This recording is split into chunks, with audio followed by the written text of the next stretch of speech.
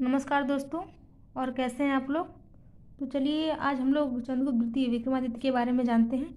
लेकिन इनको जानने से पहले हम लोग थोड़ा देख लेंगे कि समुद्रगुप्त के बाद और चंद्रगुप्त द्वितीय विक्रमादित्य के पहले एक शासक होते हैं, गुप्त शासक, जो बड़ा ही कमज़ोर शासक होते हैं और ये बहुत कम दिनों तक शासन करते हैं, बहुत कम समय तक शासन करते हैं और इनका पतन बहुत जल्दी हो जाता है। तो थोड़ा सा रामगुप्त के बारे में हम लोग जान लेते हैं, उसके बाद फिर चंद्रगुप्त द्वितीय विक्रमादित्य के बारे में जानेंगे। तो शकों का आक्रमण रामगुप्त के समय में ही होता है। ये शक लोग जो होते हैं बड़ा चालाक होते हैं। ये लोग समुद्रगुप्त के समय में आक्रमण नहीं करते, क्योंकि इन लोग को पता रहता है कि समुद्रगुप्त से युद्ध करेंगे तो कंफर्म हार जाएंगे, क्योंकि बहुत ही शक्तिशाली राजा था। उसके बाद ये लोग जब रामगुप्त से युद्ध करते हैं तो ऐसे में इसको क्या करना चाहिए, आप ही लोग बताइए। युद्ध करना चाहिए ना, इनसे इनका मुकाबला करना चाहिए, लेकिन ये ऐसा नहीं करते हैं। ये बड़ा ही कमज़ोर शासक था, इसलिए इसने अपने राज्य को बचाने के लिए और युद्ध से भागने के लिए एक तरकीब सोचता है कि अपनी पत्नी ध्रुव देवी को शकों को सौंप करके शांति स्थापित कर लेंगे और इस तरह से युद्ध भी नहीं लड़ना होगा और साम्राज्य भी बचा रहेगा। लेकिन सोचिए किस टाइप का शासक है जो कि अपनी पत्नी को दे करके अपने राज्य को बचा रहा है, युद्ध नहीं लड़ पा रहा है। तो ये बात इसके भाई, छोटा भाई रहता है चंद्रगुप्त द्वितीय, इनको पता चलती है। जब ये बात चंद्रगुप्त द्वितीय को पता चलती है तो इनको ये बात अच्छी नहीं लगती और चंद्रगुप्त द्वितीय क्या करते हैं कि अपना वेश बदलकर ध्रुव देवी के रूप में शक राजा के पास चले जाते हैं और जा करके वहाँ पर उनकी हत्या कर देते हैं। हत्या करके जब वापस आते हैं तो फिर ये ध्रुव देवी से शादी कर लेते हैं। कौन? चंद्रगुप्त द्वितीय अपनी शादी ध्रुव देवी से कर लेते हैं। और ये कहानी जो हम आपको बताए हैं स्टोरी, ये एक लग रहा है ना कि वैकल्पिक स्टोरी है। आप लोग भी सोच रहे होंगे कि एक वैकल्पिक स्टोरी है। जब स्टार्टिंग में हम भी यही सोच रहे थे कि ये एक वैकल्पिक स्टोरी है, लेकिन जब पढ़ने के बाद हमें पता चला कि ये रियल स्टोरी है। देखिए, लेकिन रामगुप्त के बारे में तो हमें कोई उल्लेख वगैरह नहीं मिलता है किसी भी अभिलेख से, परंतु इसके सिक्के मिले हैं विदिशा से और उदयगिरि से। इन दोनों जगह से रामगुप्त के सिक्के मिले हैं और जब सिक्के मिले तो कंफर्म कोई ये शासक रहा होगा, तभी सिक्के चलाया होगा। और इसके बारे में हम देखते हैं कि और क्या क्या प्रमाण है, कैसे पता चलता है कि रामगुप्त शासक था। तो बाढ़ के हर्ष से पता चलता है कि रामगुप्त एक शासक था और राजशेखर के काव्य मीमांसा से पता चलता है कि वो एक शासक था।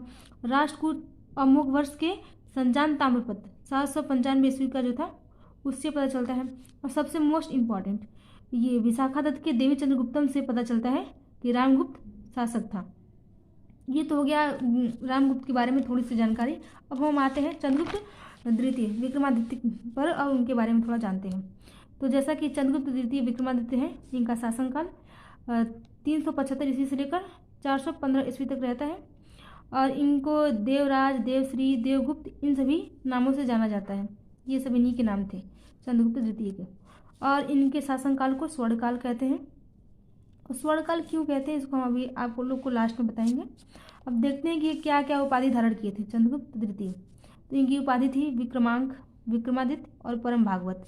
और इन सब में सबसे फेमस विक्रमादित्य था। इनकी जो उपाधि थी, सबसे फेमस उपाधि वो विक्रमादित्य थी और इनके माता का नाम दत्त देवी था। अब देखते हैं हम लोग कि ये जो चंद्रगुप्त द्वितीय विक्रमादित्य हैं, ये अपने साम्राज्य का विस्तार करने के लिए दो तरह से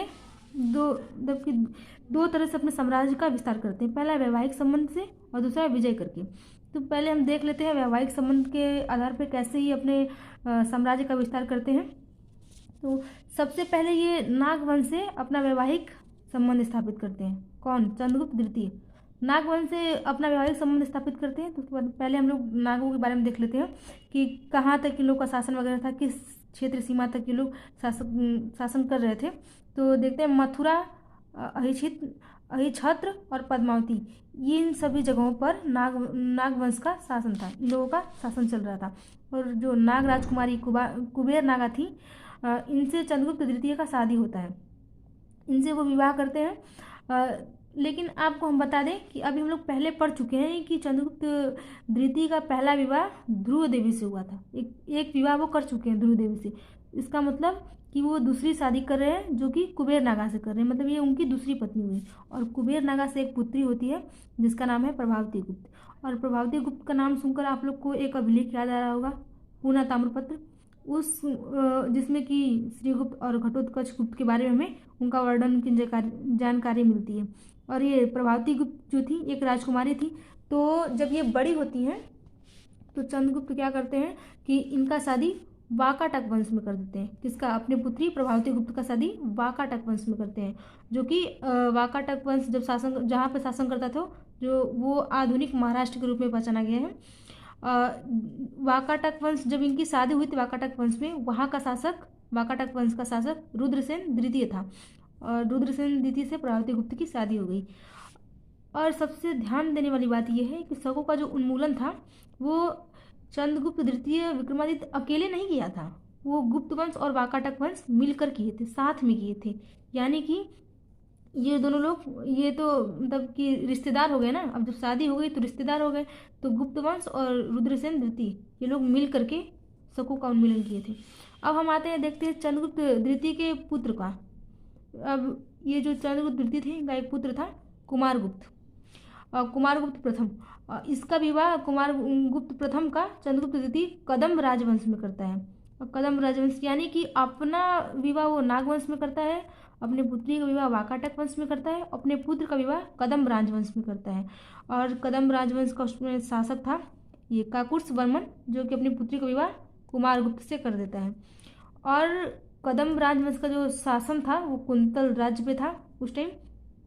कुंतल राज्य से आप लोग को कुछ याद आया होगा, जो कि बाहुबली 2 आया था जब, उसमें क्या बोलते हैं, बाहुबली गए थे देशाटन के लिए कुंतल राज्य, तो वही कुंतल राज्य का यहाँ जिक्र है। अभी जो कि प्रेजेंट टाइम में कर्नाटक के रूप में पहचाना गया है।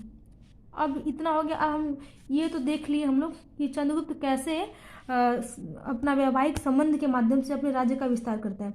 अब हम देखेंगे कि विजय के माध्यम से, विजय से किस तरह विजय करके अपने साम्राज्य को विस्तृत करता है। बता दें कि समुद्रगुप्त तो पहले से ही सब विस्तृत कर चुका था, अपने साम्राज्य का अच्छा खासा विस्तार किया था। और ये उसका काल जाना भी जाता है, समुद्रगुप्त का काल की सबसे ज़्यादा विस्तार उसी काल में हुआ है। और जो बचा खुचा था, मतलब जो बचा था क्षेत्र, उसको इसने पूरा कर दिया जीत करके, चंद्रगुप्त द्वितीय ने। तो देखते हैं, सबसे पहला है दक्षिण दिल्ली में एक स्थान है महरौली, वहाँ पे एक लौह स्तंभ है जिसपे कि चंद्र शासक, एक लौह स्तंभ था जिसपे कि चंद्र शासक का स्तंभ मिलता है। यानी कि चंद्र शासक से अनुमान लगाया जाता है गुप्त वंश के चंद्रगुप्त द्वितीय के बारे में। और एक खास बात यह है कि महरौली अभिलेख से यह पता चलता है कि सप्त सिंधु यानी कि 7 नदियाँ जो होती हैं, 7 नदियों का समूह, सप्त सिंधु वही 7 नदी वाला सप्त सिंधु है। उस 7 नदियों को पार करके यानी सप्त सिंधु को पार करके वो बहालिको से युद्ध करता है। बहालिको यानी कि एक बाल्क एक जगह है जो अफगानिस्तान और पाकिस्तान के बॉर्डर पड़ता है, वहाँ के लोगों को बहालिको कहते हैं। तो उन लोगों से ये युद्ध करता है और वहाँ पे युद्ध जीत जाता है। एक इसका वर्णन मिलता है महरौली अभिलेख में।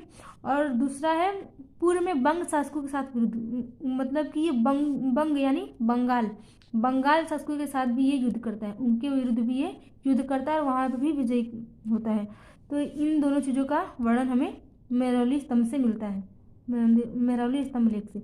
अब हम देखेंगे इसका दूसरा विजय।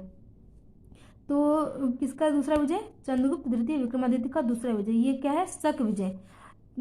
शक विजय को हम आपको पहले ही बताए थे कि शक विजय मतलब शकों का उन्मूलन वो अकेले नहीं करता है, वाकाटक वंश और गुप्त वंश मिल करके करते हैं। तो शक विजय में उस टाइम शकों का शासन उज्जैन पे था और वहाँ के जो राजा थे, जो शासक था शकराज, वो अब शकराज जो थे वो अपने आप को क्षत्रप कहते थे और शकराज उस टाइम के रुद्र सिंह तृतीय थे।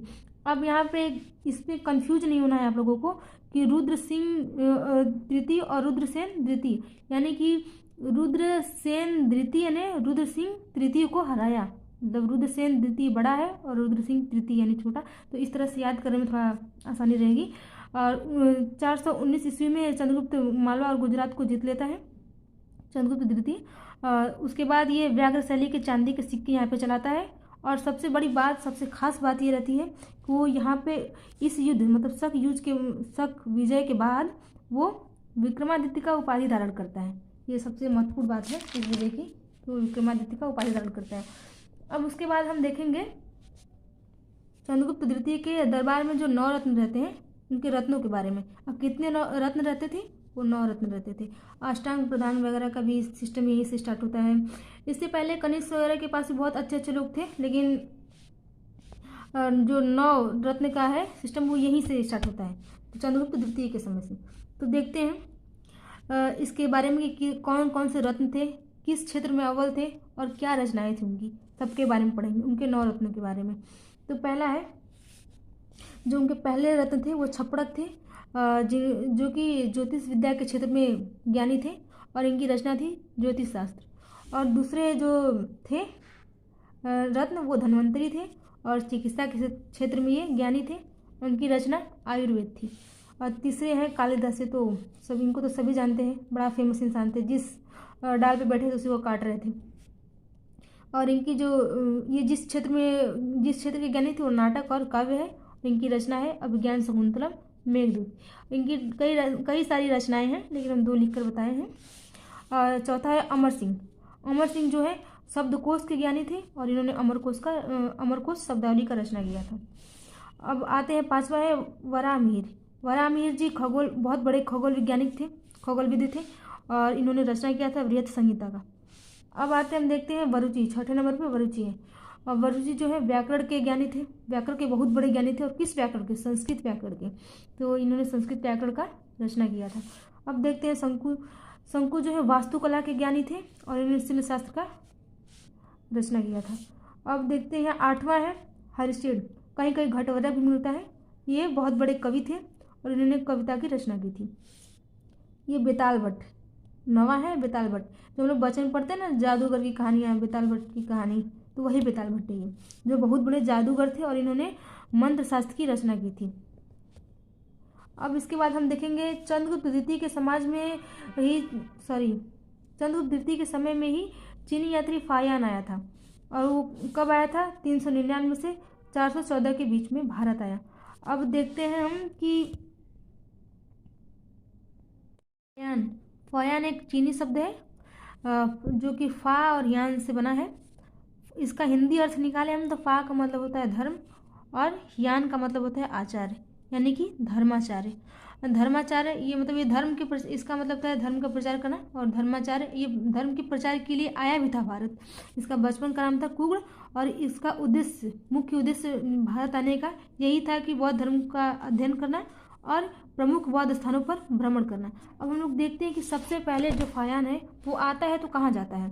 फायान जब भारत आता है तो सबसे पहले वो खेतान स्थित प्रसिद्ध गोमती विहार में जाता है और यहाँ पर जाकर वो 10,000 बौद्ध भिक्षुओं से मिलता है। उनसे मिलने के बाद वो सिंधु जाता है और सिंधु से होते हुए वो गांधार जाता है। गांधार से होते हुए वो तक्षशिला जाता है। तक्षशिला से वो पेशावर जाता है और पेशावर से होते हुए वो अफगानिस्तान चला जाता है। अफगानिस्तान जाने के बाद वो वहीं पे रुकता नहीं है, फिर वहाँ से होते हुए वो पंजाब आ जाता है और पंजाब से होते हुए वो मध्य प्रदेश आ जाता है। और जब मध्य प्रदेश में आता है तो वहाँ पे मध्य प्रदेश में उस टाइम जब फायान आता है तो चंद्रगुप्त द्वितीय विक्रमादित्य का शासनकाल होता है। और जब यहाँ पे वो आता है तो यहाँ के मतलब चंद्रगुप्त द्वितीय विक्रमादित्य के शासनकाल के बारे में, यहाँ के लोगों के बारे में बताता है। तो हम देखते हैं कि वो क्या वर्णन करते हैं। तो पहला है मध्य प्रदेश ब्राह्मणों का देश था जहाँ सुखी और संपन्न लोग रहते थे। यानी उसका कहना रहता है कि मध्य प्रदेश जो था वहाँ पे सभी लोग सुखी थे, सभी लोग संपन्न थे, किसी को कोई दुख नहीं था। और दूसरा कि मृत्युदंड, किसी को भी मृत्युदंड नहीं दी जाती थी जब तक वो प्रशासनिक कार्यों में हस्तक्षेप ना करे, मतलब बाधा ना डाले, तब तक उसे कोई भी दंड नहीं दी जाती थी। अगर दंड दी भी जाती थी तो मृत्यु दंड नहीं दिया जाता था, बल्कि जैसे कि कोई 1 बार गलती किया, 2 बार गलती किया, 3 बार गलती किया तो उसका दाहिना हाथ काट लिया जाता था, लेकिन उसे मृत्यु दंड नहीं दिया जाता था। अब वो तीसरा है कि जीवित प्राणियों को नहीं मारा जाता, किसी भी जीवित प्राणी, चाहे वो पशु हो, पक्षी हो, मनुष्य हो, किसी भी को नहीं मारा जाता, चाहे कोई भी प्राणी हो, जीवित प्राणी को नहीं मारा जाता था। और ना ही मांस, मछली, मदिरा, प्याज, लहसुन कुछ भी नहीं खाए जाते थे। इन सब किसी भी चीज़ का यूज नहीं होता था, किसी भी चीज़ का यूज नहीं करते थे वो लोग। मतलब एक तरह से कह सकते हैं पूरी तरह ब्राह्मणवाद था वहाँ पे। और जो भी इन सब चीज़ों का, मदिरा, मांस, मछली वगैरह, इन सब चीज़ का सेवन करता था उसे चांडाल कहते थे, जो कि समाज से बहिष्कृत थे। और ये सबसे खास बात ये थी कि फायान ऐसा पहला विदेशी यात्री था जो कि चंडालों के बारे में लिखता है, उनके बारे में बताता है। देखते हैं चौथा कि पक्षियों तथा सुअर नहीं पाले जाते थे, यानी कि कोई भी पक्षी वगैरह सुअर वगैरह नहीं पाले जाते थे और ना ही व्यापार होते थे। मतलब कि कह सकते हैं कि पक्षी और पशुओं का व्यापार नहीं होता था, पशु व्यापार में पूरी तरह रोक थी। और पांचवा है कि मदिरालय बूचड़खाना का, मतलब वहाँ पे बूचड़खाना मदिरालय वगैरह ये सब चीज़ें नहीं थी। यानी कि अब तो देखेंगे हम लोग जगह जगह पे हर कुछ दूरी पर आपको शराब के ठेके मिलेंगे, ये सब वगैरह मिलते रहते हैं। लेकिन जो गुप्त काल थे वहाँ पे कोई भी मदिरालय नहीं था, कोई बूचड़खाना नहीं था। क्रय विक्रय का जो माध्यम था वो कौड़ी था, तो कौड़ियों के माध्यम से क्रय विक्रय किया जाता था। और एक तरह से हम इस विवरण से, यानी फायान के इस विवरण से कह सकते हैं कि जो गुप्त काल था वहाँ के सभी लोग सुखी खुशहाल और संपन्न थे, किसी को कोई दुख नहीं था, सब लोग सुखपूर्वक वहाँ पे अपना जीवन व्यतीत करते थे। इसीलिए गुप्त काल को स्वर्ण काल कहा जाता है। और इसके बाद हम लोग देखेंगे कुमारगुप्त के बारे में, इनके बारे में हम लोग नेक्स्ट वीडियो में पढ़ेंगे। और जो इस वीडियो को पहली बार देख रहे हैं तो आप लोग पार्ट 1 देख लीजिएगा, उसके बाद इस वीडियो को देखिएगा तो ज़्यादा अच्छे समझ में आएगा। Thank you so much.